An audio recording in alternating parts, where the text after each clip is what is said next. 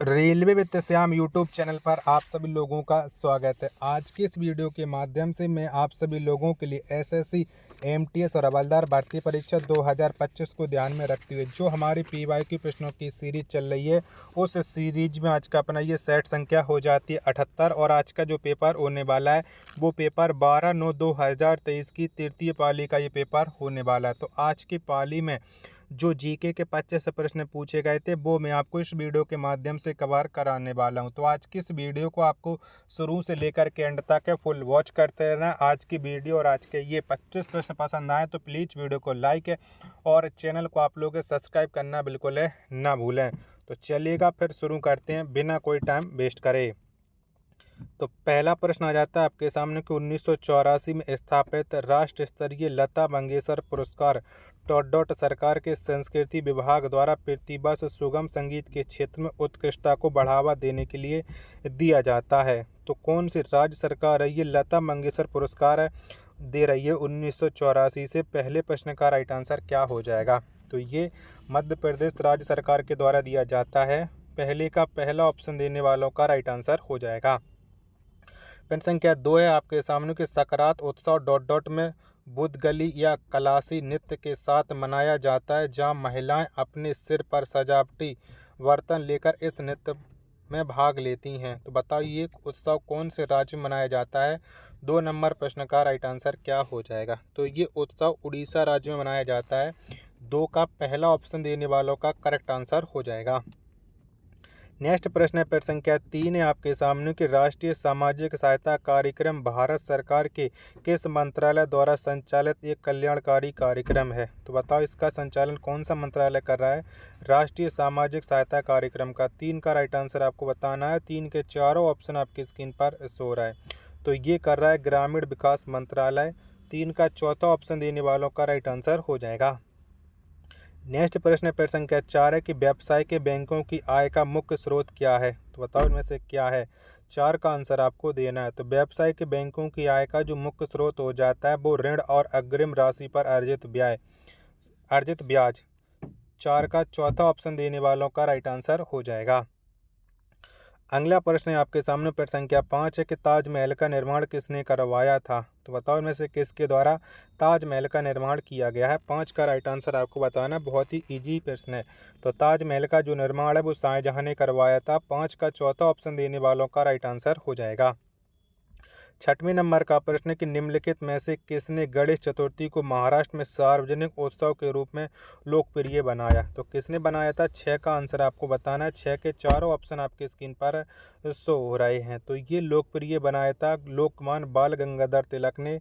6 का पहला ऑप्शन देने वालों का राइट आंसर हो जाएगा। वीडियो पसंद आ रही होगी तो प्लीज़ वीडियो को लाइक और चैनल को आप लोग सब्सक्राइब करना बिल्कुल ना भूलें। 7वें नंबर का प्रश्न है कि भारतीय संविधान में निर्देशक सिद्धांतों की प्रेरणा किस देश के संविधान से ली गई थी? तो बताइए कौन से देश के संविधान से ली गई है? 7 का आंसर आपको बताना। तो इसे आयरलैंड का संविधान से लिया गया है निर्देशक सिद्धांतों की प्रेरणा। 7 का चौथा ऑप्शन देने वालों का राइट आंसर हो जाएगा। 8 नंबर का प्रश्न है कि जब एक पत्थर ऊपर की ओर फेंका जाता है तो किस प्रकार की ऊर्जा का रूपांतरण होता है? तो बताओ कैसी ऊर्जा का रूपांतरण हो जाता है जब एक पत्थर हम नीचे से ऊपर की ओर फेंकते हैं? 8 का राइट आंसर आपको बताना है। 8 के चारों ऑप्शन आपके स्क्रीन पर शो हो रहा है। तो इसमें हो जाएगी गतिज ऊर्जा गुरुत्वीय स्थितिज ऊर्जा में बदल जाएगी। चौथा ऑप्शन देने वालों का राइट आंसर हो जाएगा। अगला प्रश्न प्रश्न संख्या 9 आ जाता है कि छोटी आंत के कम कार्यात्मक होने से विकार कुपोषण विकार हो सकता है, जिसे दस्त, कुपोषण, वजन घटना आदि हो सकता है। इस विशेष स्थिति को के नाम से जाना जाता है। तो बताओ इसे हम किस नाम से जानते हैं? 9 का आंसर आपको बताना है। 9 के चारों ऑप्शन आपके स्क्रीन पर शो हो रहा है। तो इसे जाना जाता है लघु आंत्र संलक्षण के नाम से। दूसरा ऑप्शन 9 का देने वालों का राइट आंसर हो जाएगा। प्रश्न संख्या 10 है कि दिसंबर 2022 में भारत सरकार ने गृह प्रवेश योजना की शुरुआत की। इस योजना का लक्ष्य क्षेत्रों के निवासियों को लाभ प्रदान करना था। तो बताओ इस योजना का जो लाभ है वो किस क्षेत्र के लोगों को मिलना था? 10 का आंसर आपको बताना है। 10 के चारों ऑप्शन आपके स्क्रीन पर शो रहे हैं। तो इसका जो लक्ष्य था वो ग्रामीण और शहरी दोनों के निवासियों को मिलना था। 10 का चौथा ऑप्शन देने वालों का राइट आंसर हो जाएगा। वीडियो पसंद आ रही होगी तो प्लीज़ वीडियो को लाइक और चैनल को आप लोग सब्सक्राइब करना बिल्कुल ना भूलें। अगला प्रश्न पर संख्या 11 आ जाता है कि भारतीय उद्योगपतियों ने व्यावसायिक गतिविधियों को प्रतिबंधित करने वाली औपनिवेशिक नीतियों के खिलाफ प्रतिक्रिया व्यक्त की और 1927 में एक संगठन बनाया। इसे क्या कहा गया है? तो बताओ इसे क्या कहा गया है। 11 का आंसर आपको बताना है। 11 के चारों ऑप्शन आपके स्क्रीन पर शो हो रहे हैं। तो इसे कहा गया है federation of the Indian chamber of commerce and industries, FICCI। यानी 11 का तीसरा ऑप्शन देने वालों का राइट आंसर हो जाएगा। पेन संख्या 12 है आपके सामने कि Akhil Bharatiya forward block party की स्थापना किसने की? तो बताओ किसके द्वारा ये अखिल भारतीय फॉरवर्ड ब्लॉक की पार्टी की स्थापना हुई थी? 12 का राइट आंसर क्या हो जाएगा? तो इस पार्टी की स्थापना सुभाष चंद्र बोस ने की थी। 12 का चौथा ऑप्शन देने वालों का राइट आंसर हो जाएगा। पेन संख्या 13 है कि जून 2023 तक भारतीय संविधान लोकसभा में अधिकतम सदस्यों की अनुमति देता है। तो कितने सदस्यों की अनुमति देता है लोकसभा में? 13 का राइट आंसर क्या हो जाएगा? तो ये अधिकतम 550 सदस्यों की अनुमति देता है। 13 का दूसरा ऑप्शन देने वालों का राइट आंसर हो जाएगा। पेन संख्या 14 आपके सामने की निम्नलिखित में से कौन सा उपन्यास भारत के विभाजन पर आधारित है और खुशवंत सिंह द्वारा लिखा गया है? तो बताओ में से कौन से उपन्यास को खुशवंत सिंह ने लिखा है जो भारत विभाजन पर आधारित है? 14 का राइट आंसर क्या हो जाएगा? 14 के चारों ऑप्शन आपके स्क्रीन पर शो रहे हैं। तो इस उपन्यास का नाम हो जाता है ट्रेन टू पाकिस्तान। चौथा ऑप्शन देने वालों का राइट आंसर हो जाएगा। 15 नंबर का प्रश्न आ जाता है कौन सी संस्था भारत में सूक्ष्म वित्त संस्थानों को वित्तीय सहयोग और सहायता प्रदान करती है? तो ये कौन सी संस्था करती है? 15 का आंसर आपको बताना है। 15 के चारों ऑप्शन आपके स्क्रीन पर शो हो रहा है। तो ये करती है भारतीय लघु उद्योग विकास बैंक है। 15 का चौथा ऑप्शन देने वालों का राइट आंसर हो जाएगा। पेन संख्या 16 है आपके सामने कि आम्र वर्षा का संबंध किन दो राज्यों से है? तो बताओ कौन से दो राज्यों से ये आम्र वर्षा संबंध रखती है? 16 का राइट आंसर क्या हो जाएगा? तो इनका संबंध हो जाता है केरल और कर्नाटक से।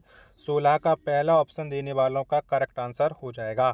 वीडियो पसंद आ रही होगी तो प्लीज़ वीडियो को लाइक और चैनल को आप लोग सब्सक्राइब करना बिल्कुल ना भूलें। अगला प्रश्न पर संख्या 17 आ जाता है कि पद्म श्री पुरस्कार विजेता गुलाबो सपेरा को नृत्य की रानी के रूप में जाना जाता है। तो इन्हें कौन सी नृत्य की रानी में जाना जाता है? गुलाबो सपेरा को, जिन्हें पद्म श्री पुरस्कार 2016 मिला है। 17 का राइट आंसर क्या हो जाएगा? तो ये कालबेलिया के नृत्य की रानी के रूप में जानी जाती हैं। 17 का तीसरा ऑप्शन देने वालों का राइट आंसर हो जाएगा। अगला प्रश्न पर संख्या 18 आ जाता है कि निम्नलिखित में से अनटचेबल उपन्यास के लेखक कौन हैं? तो बताओ किसके द्वारा ये उपन्यास लिखा गया अनटचेबल? 18 नंबर प्रश्न का राइट आंसर आपको देना है। तो इस उपन्यास के जो लेखक हो जाते हैं वो हो जाते हैं मुल्क राज आनंद। पहला ऑप्शन देने वालों का राइट आंसर हो जाएगा। पेन संख्या 19 है आपके सामने कि लच्छू महाराज एक प्रसिद्ध नर्तक थे। तो बताओ लच्छू महाराज किस प्रसिद्ध नर्तक हो जाते हैं? 19 का आंसर आपको देना है। तो इनका संबंध हो जाता है कथक से। 19 का चौथा ऑप्शन देने वालों का राइट आंसर हो जाएगा।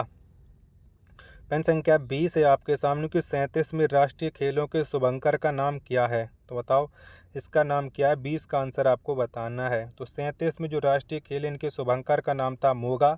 20 का चौथा ऑप्शन देने वालों का राइट आंसर हो जाएगा। अगर आप सभी लोगों को ये वीडियो पसंद आ रही होगी तो प्लीज़ आप लोग वीडियो को लाइक और चैनल को आप लोग सब्सक्राइब करना बिल्कुल ना भूलें और कमेंट बॉक्स में आपको अपना स्कोर भी बताना है कि आपने कितने प्रश्न सही किए और ये वीडियो आपको कैसी लगी।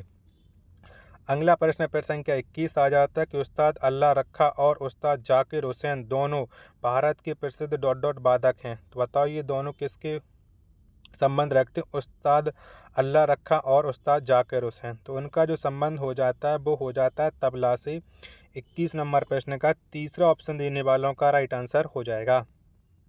पेन संख्या 22 है आपके सामने कि मनका बत्रा ने एशियन कप टूर्नामेंट में कांस्य पदक जीता, वह किस खेल से संबंधित है? तो बताओ इनका संबंध कौन से खेल से हो जाता है मनका बत्रा का? 22 नंबर प्रश्न का राइट आंसर। 22 के चारों ऑप्शन आपके स्क्रीन पर शो हो रहा है।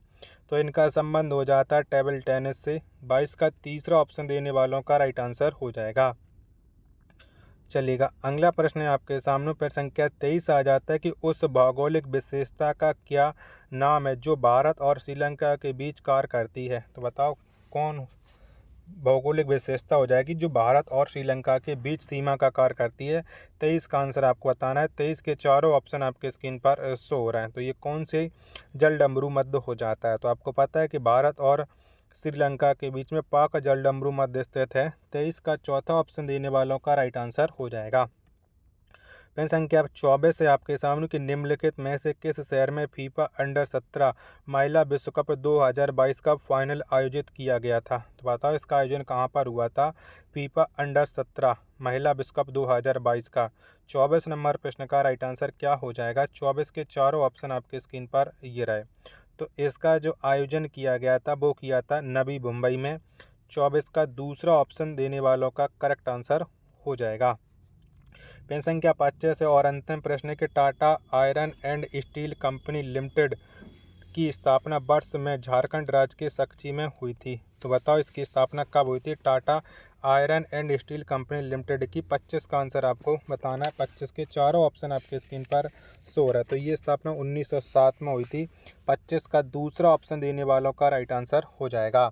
आप सभी को ये वीडियो पसंद आई होगी तो प्लीज़ वीडियो को लाइक और चैनल को आप लोग सब्सक्राइब करना बिल्कुल है ना भूलें। मिलते पर अपने एक और नेक्स्ट वीडियो के साथ, तब तक के लिए धन्यवाद। जय हिंद।